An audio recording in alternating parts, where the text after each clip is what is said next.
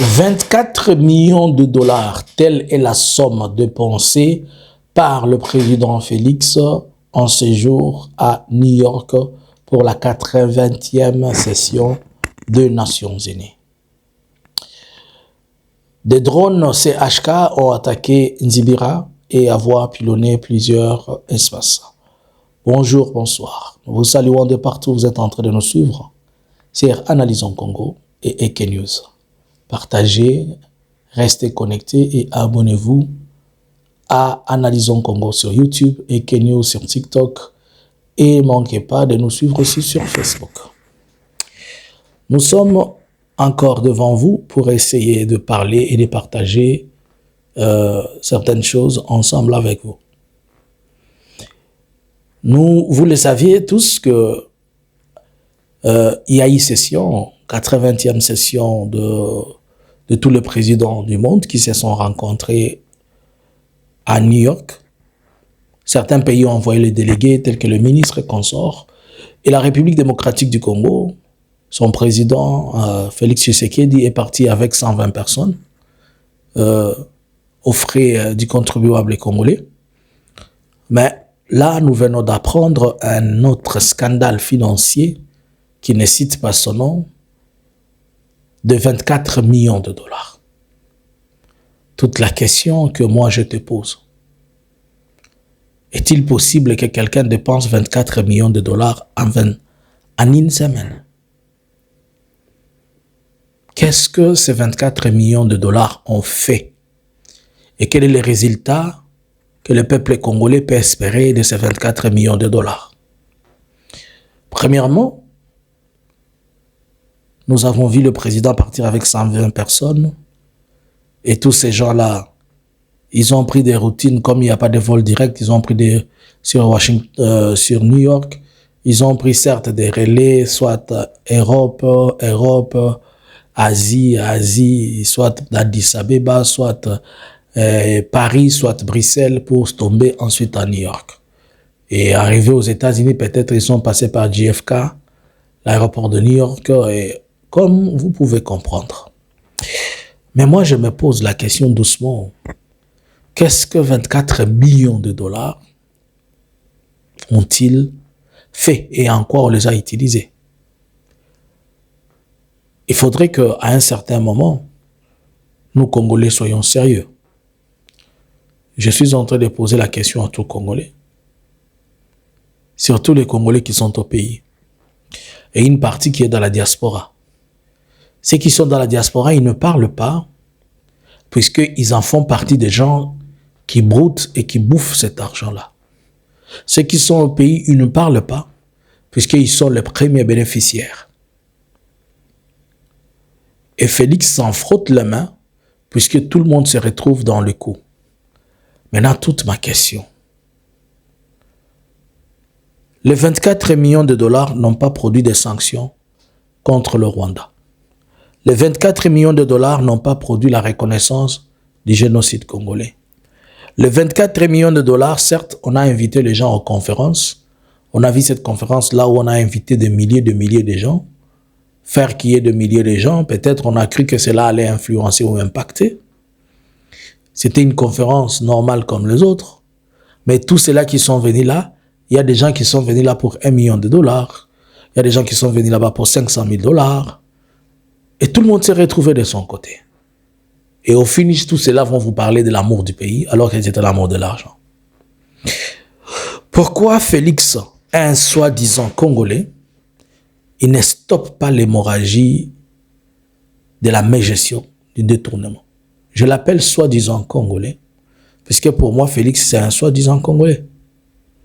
Si on a refusé la nationalité à Kabila d'être Congolais, en faisant, selon ce que les gens disent, en lui collant le M23 sur son dos, comment Félix peut-il être Congolais, lui qui amène les Congos toujours dans le trou? Pendant qu'il y a des gens qui viennent de faire, nous sommes en train d'aller au 8e mois, Goma et Bukavu, ils n'ont pas accès aux banques, mais vous prenez 24 millions. Il n'a même pas fait une semaine. Il n'a pas fait une semaine, c'est moins d'une semaine. Pour moins d'une semaine, Félix dépense 24 millions de dollars. Ils font quoi? Est-ce qu'on réalise les 24 millions peuvent nous servir à quoi? Comment on a la facilité de dépenser l'argent et on est en train de demander à ce que les gens nous comprennent? Pourquoi on parle des millions, mais la population ne le voit jamais? Ni les militaires ne voient pas, ni la police, ni l'administration publique. Personne ne voit là où partent ces millions. J'aimerais que vous me dites dans vos commentaires en quoi et comment on est en train d'utiliser l'argent. Pas plus qu'hier, nous avons appris le détournement de plus de 109 millions de dollars qui étaient prévus pour les compensations des victimes de la guerre de 6 jours. Je vous avais annoncé au début de 7 mois que l'Ouganda avait payé sa 4e tranche d'au moins 95 millions de dollars. Et cet argent aussi, on va chercher, on ne va pas le trouver. En quoi, comment Félix a besoin de ramener le Congo à l'état de l'esclavagisme? Pourquoi? C'est qu'est-ce qui l'anime? Est-ce qu'il a reçu des instructions de la Belgique? Est-ce qu'il veut rendre tout le monde à genoux? Je ne sais pas. Nous apprenons qu'il y a eu des bombardements de drones en provenance de Burundi, qui est différent des attaques qu'on est en train de faire ces derniers temps sur le territoire de Walikale. Juste après cette meeting démontrant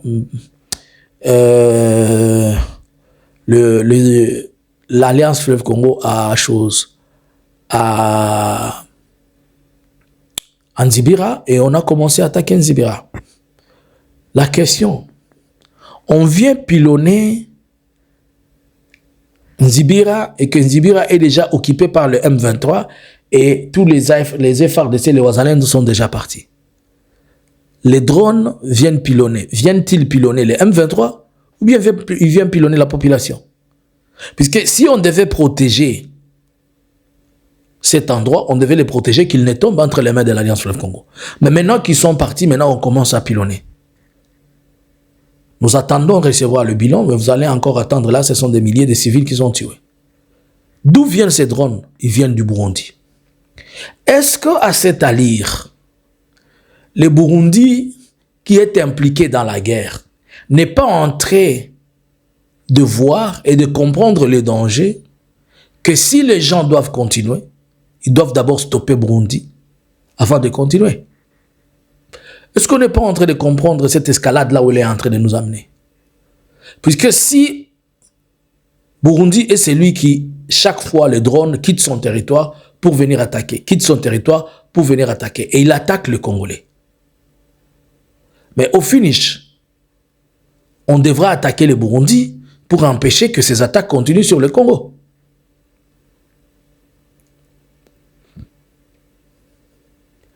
Est-ce que cette guerre qu'on est en train d'éviter sur le plan régional continue donc tel? Le Burundi a-t-elle bien fait le choix d'accepter cette base arrière de la FARDC sur son territoire, tout en comprenant le problème et les difficultés qui peuvent en découler?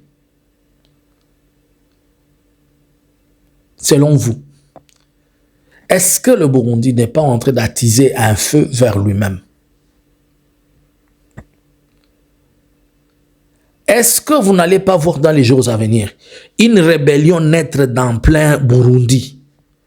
Si pas une rébellion ou un coup d'État ou quelque chose pour permettre à ce qu'au moins ces histoires-là cessent, puisque on ne va pas continuer à se faire attaquer à partir du Burundi et qu'on regarde le Burundi.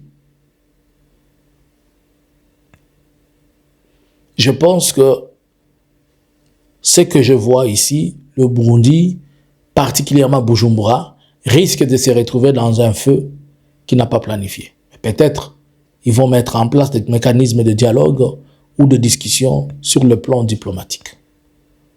Voilà donc, on voulait juste faire cette courte analyse avec vous, que vous nous dites, selon vous, les 24 millions de dollars que Félix vient de dépenser à New York. Il les a utilisés en quoi? À vous le clavier. Bonjour, bonsoir. Analysins Congo subscribers.